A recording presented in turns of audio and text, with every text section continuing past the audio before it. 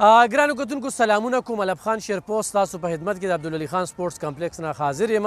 ګرانو کتونکو نن دغه د ازادۍ ورځ ده 16 اګست دی. په دې باندې ضلعي انتظامیې لخوا چې کوم تقریب را جوړ شوی بیګا د الخدمت فاونډیشن لخوا دلته کې آتشبازي شوې ده او ډېر دروند پروګرام بیګا خوم شوی دی. ضلعي انتظامیې ډیپټي کمشنر فرید صاحب، عدنان فرید صاحب او دغه شانتې ډي پي او محمد عارف خان او دغه شانتې نوره ضلعي انتظامیه چې کومه ده په دغه کې موجود وه.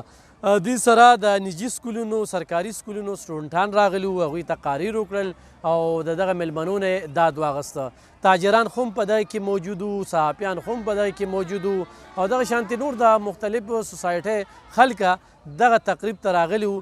په دغه کې د میل سره سره فیمیل چې کوم کوم تقاریر وکړل، ورسره چې کوم دي کوم سټایلونه لګېدلي دي، کومو زنانو چې د ګوتو دغه کپړې جوړې کړي دي یا نور داسې هنرې رابرسېره کړی دی، نو دغه سټایلونو هغې کې خریداري باقاعده خوم وشوله او هغه چې کوم دی نو خوم خلکو ډېر زیات خوښ کړل. نو تاسو وینئ چې دغه ماشومان نن دغه ازادۍ په دغه ورځ باندې ډېر زیات خوشحاله لوی خوم او ازادي دا یو ډېر لوی نعمت دی. د ازادۍ قدر کول دي په دغه ملک کې چې موږ ژوند کوو. یقینا په دغه ملک کې بعضې داسې خلک چې هغه موږ ته کله د حقیقي ازادۍ خبره کوي او کله د غلامۍ کوي، خو الحمدلله موږ آزاد یو.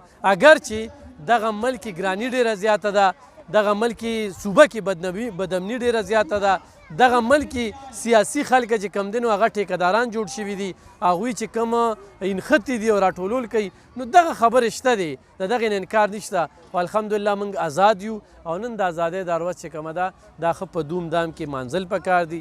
څنګه چې نن په چارسده کې دغه تقریبات منعقد کیږي او مختلف ځایونو کې نن ریلیګانې دي، دغه شانتې مختلف ګراونډونو کې پروګرامونه دي او خلکو دوکانونه سجاو کړي دي، پاکستان جنډې پې لګولي دي. نو نن دلته کې چې د چارسدي په عبدالعلي خان سپورټس کمپلیکس کې کوم ډېر لوی تقریب وشو، هغې کې ماشومانو ته او کومو کارکردګۍ کوونکو افسرانو ته هغوی ته ایوارډونه، سرټیفیکیټ هم ورکړی شو.